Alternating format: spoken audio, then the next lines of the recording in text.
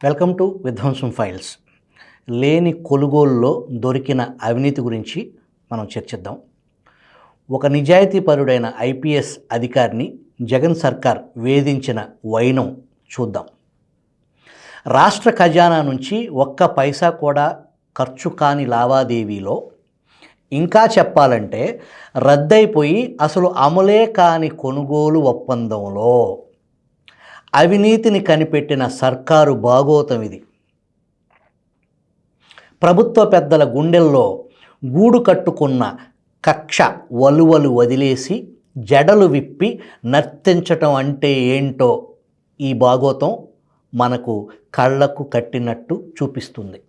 ఆలూరు బాల Venkateswararao alias AB Venkateswararao గ్రామీణ నేపథ్యం నుంచి వచ్చిన ఐపీఎస్ అధికారి. కృష్ణా జిల్లాలో నూజివీడు పక్కనున్న ముక్కొల్లుపాడు ఆయన స్వగ్రామం. రైతు కుటుంబం నుంచి వచ్చినా కూడా తల్లిదండ్రులిద్దరూ ఉపాధ్యాయ వృత్తిని ఎంచుకున్నారు. అలాంటి అమ్మా నాన్నల లక్షణాలు అబ్బిన పిల్లలు ఎలా ఉంటారు? నిజాయితీపరుడన్న పేరు సంపాదించుకున్న అతి కొద్ది మంది ఐపీఎస్ అధికారుల్లో ఏబి వెంకటేశ్వరరావు ఒకరు. తన కింద పనిచేసిన సబార్డినేట్స్ నుంచి ప్రాణానికి ప్రాణం అని చెప్పి వాళ్ళు ఫీల్ అయ్యేలాగా చేయగలిగే తరహా లాయల్టీ సంపాదించుకున్న అధికారులు చాలా కొద్దిమందే ఉంటారు. ఆ కొద్దిమంది జాబితాలో ఏబి వెంకటేశ్వరరావు పేరు పైన ఉంటుంది. డిపార్ట్మెంట్లో ఆయనకి చాలా ప్రొఫెషనల్గా వ్యవహరిస్తారనే పేరుంది. కెరియర్లో సాధించిన విజయాలు చాలా ఉన్నాయి. వామపక్ష తీవ్రవాదాన్ని ఎదుర్కొనే విషయంలో ఏబి వెంకటేశ్వరరావు వ్యవహరించిన తీరు పలువురు దృష్టిని ఆనాడు ఆకర్షించింది. మావోయిస్టులతో పోరాటంతో పాటు వారి ఫ్రంట్ ఆర్గనైజేషన్తో మేధోస్థాయిలో బహిరంగ సంవాదానికి ఆయన తెరలేపారు. ఐపీఎస్ మేధావిగా గుర్తింపు సంపాదించుకున్నారు. 2019 ఎన్నికలకు చాలా ముందే వైసీపీ నాయకత్వం ఇంటెలిజెన్స్ చీఫ్గా పనిచేస్తున్న ఏబి వెంకటేశ్వరరావుపై దృష్టి సారించింది. తమ శాసనసభ్యులు కొందరిని టీడీపీకి ఫిరాయించడం వెనుక ఏబి వెంకటేశ్వరరావు హస్తం ఉందని వైసీపీ నాయకులు ఆరోపించారు. ఎన్నికలకు ముందు వైసీపీ ఎంపీ విజయసాయిరెడ్డి ఫిర్యాదుపై ఏబి వెంకటేశ్వరరావును ఎన్నికల కమిషన్ ఆ పోస్ట్ నుంచి బదిలీ చేసింది. జగన్ నేతృత్వంలో వైసీపీ అధికారంలోకి వచ్చిన వెంటనే ఏసీబీ డైరెక్టర్గా ఉన్న ఏబి వెంకటేశ్వరరావును పదవి నుంచి తొలగించి సాధారణ పాలనా విభాగంలో రిపోర్ట్ చేయమని ఆదేశించారు. అప్పటి నుంచి 2020 ఫిబ్రవరి 8వ తేదీన సస్పెండ్ చేసే వరకు ఆయనను అలాగే ఖాళీగా కూర్చోబెట్టారు. నిఘా పరికరాల కొనుగోలులో అధికార దుర్వినియోగానికి, అవినీతికి పాల్పడ్డారన్నది ఏబి వెంకటేశ్వరరావుపై మోపిన అభియోగం.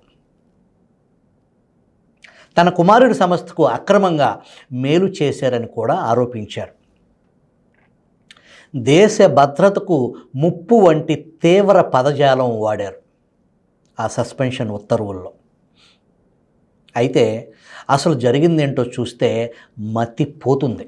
మావోయిస్టులను, ఎర్రచందనం దొంగలను, ఆ స్థాయి తీవ్ర నేరస్తులను ఎదుర్కొనేందుకు జనం పెద్ద ఎత్తున పోగయ్యే పుష్కరాలు వంటి సందర్భాల్లో వాడేందుకు అత్యాధునిక ఇన్ఫ్రారెడ్ కెమెరాలతో పనిచేసే డ్రోన్స్ను సమకూర్చుకోవాలని ఏపీ పోలీసు శాఖ సంకల్పించింది.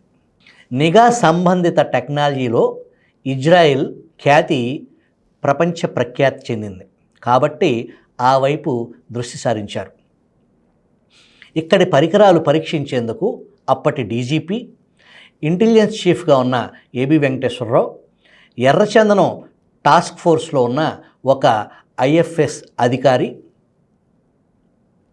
మరో సాంకేతిక నిపుణుడు కలిసి ఇజ్రాయెల్ పర్యటన చేశారు. ఇజ్రాయెల్ రక్షణ శాఖ అనుమతితో అక్కడ గాజా సరిహద్దుల్లో వాడుతున్న పరికరాలను పరిశీలించి ఆంధ్ర అవసరాలకు పనికొస్తాయి అని ఒక నిర్ధారణకు వచ్చారు. ఆ బృందం తిరిగి వచ్చిన తర్వాత శాంపిల్గా రకానికి ఒక్క పరికరం కొనుగోలు చేయాలని నిర్ణయించారు. ఖచ్చితమైన ధర తెలుసుకోవటానికి ఉత్పత్తిదారులు ఇంకెవరెవరున్నారు అని చూడటానికి గ్లోబల్ టెండర్లు పిలిచారు. టెక్నాలజీ పరికరాల దిగుమతుల్లో అనుభవం ఉన్న కేంద్ర ప్రభుత్వ సంస్థ ఎస్టీసీకి టెండర్ల పని అప్పగించారు. ఈ మొత్తం రాతపోత వ్యవహారాలన్నీ డీజీపీ ఆఫీస్ నుంచే నడిచాయి. ఇంటెలిజెన్స్ విభాగం కేవలం యూజర్ ఏజెన్సీ పాత్రకు మాత్రమే పరిమితమైంది. అవసరమైన ప్రభుత్వ అనుమతులన్నీ పొందిన తరువాత టెండర్ల ప్రక్రియ ముందుకు నడిపారు. టెక్నికల్ కమిటీ, కొనుగోలు కమిటీలో ఉన్న 3-4 అధికారులతో పాటు ఇంటెలిజెన్స్ నుంచి ఒక ప్రతినిధి సభ్యులుగా ఉన్నారు. 2 ఏళ్ల కాలంలో 3 సార్లు టెండర్ పిలిచారు. చివరికి ఆర్డర్ ఇచ్చారు. ఆఖరి నిమిషంలో అది కూడా రద్దు చేశారు. ఈ లోపున నక్సలైట్ల చేతిలో ఒక శాసనసభ్యుడు, మరో మాజీ శాసనసభ్యుడు హత్యగావించబడ్డారు. మొదలు కాకముందే రద్దయిన ఈ లావాదేవీలో ఎస్టీసీకి ఫీజుగా చెల్లించిన 10 లక్షల రూపాయలు మొత్తం కూడా కొన్నాళ్ల తర్వాత తిరిగి ప్రభుత్వం దగ్గరికి వచ్చింది. ఆర్డర్ రద్దు కావడంతో నిఘా పరికరాలు ఆంధ్రాకు అప్పటికి ఇప్పటికీ రానే లేదు. ఇందులో ఏబి వెంకటేశ్వరరావు ఎక్కడ అధికార దుర్వినియోగానికి పాల్పడ్డారో, ఆయన కుమారుడికి ఎలా లబ్ధి చేకూరిందో ఎవరి ఊహాశక్తిని ఎంత విస్తరించినా అంతుపట్టదు. కానీ బట్ట కాల్చి నెత్తిన వేయటానికి ఆధారాలు అవసరంతో పని లేదు.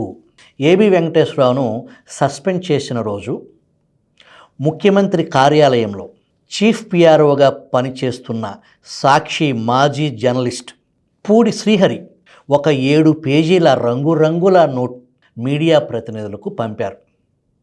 దాన్ని చూస్తేనే చాలా ముందుగా తయారు చేసి రెడీగా పెట్టుకున్న ఒక ఫ్యాబ్రికేటెడ్ డాక్యుమెంట్ అని తెలిసిపోతుంది. అందులో ఏబి వెంకటేశ్వరరావుపై ఘోరంగా, అత్యంత ఘోరంగా, అమానవీయంగా విషం చిమ్మారు. దేశద్రోహం వంటి ఆరోపణలు చేశారు. డీజీపీ ర్యాంక్ పోలీస్ అధికారిపై అలాంటి ఆరోపణలు వస్తే ఇక మీడియాకు పండుగే కదా. రేటింగుల రేసులో, చర్చల్లో సత్యాన్వేషణకు చోటు లేకుండా పోయింది. కొన్ని పత్రికలు ఈ ఆరోపణల నిగ్గు తేల్చేలోపు న్యూస్ ఛానళ్ళు ఒక నిజాయితీపరుడైన అధికారిని, ఆయన కుటుంబాన్ని విజయవంతంగా రోడ్డుపైకి లాగగలిగారు. జగన్ ప్రభుత్వం ప్రాథమిక లక్ష్యం నెరవేరింది. 2020 ఫిబ్రవరిలో ఏబి వెంకటేశ్వరరావును సస్పెండ్ చేస్తూ ఇచ్చిన జీవోలో ఆ పని ఎందుకు చేసింది వివరం కూడా లేదు. కనీసం తనపై మోపిన అభియోగాల చిట్ట ఆయనకు అందించేందుకు ప్రభుత్వం 8 నెలల కాలం తీసుకుంది. ఇంత జాప్యం ఎందుకో అర్థం చేసుకోవటం కష్టమేమీ కాదు. Process is a punishment. గొంతుపై సస్పెన్షన్ కత్తి వేలాడతీశారు కాబట్టి బాధితుడు కోర్టుకు పోక తప్పదు. కక్ష సాధించాలని కంకణం కట్టుకున్న ప్రభుత్వానికి వ్యతిరేకంగా ఒక వ్యక్తి న్యాయ పోరాటం ప్రారంభించాల్సి వస్తే ఎన్ని దశల్లో విజయం సాధించినా మరొక కొత్త దశ మొదలవుతుంది. ఒక పాయింట్పై సర్కారుకు వ్యతిరేకంగా తీర్పు వచ్చిందనుకోండి, మరో పాయింట్పై కొత్త ఆర్డర్లో లేక కొత్త లిటిగేషన్నో ప్రారంభించి ప్రభుత్వం కుట్ర చేయటం పెద్ద విషయం కాదు కదా. రాజు తలుచుకుంటే దెబ్బలకు కొదవే ఉంది.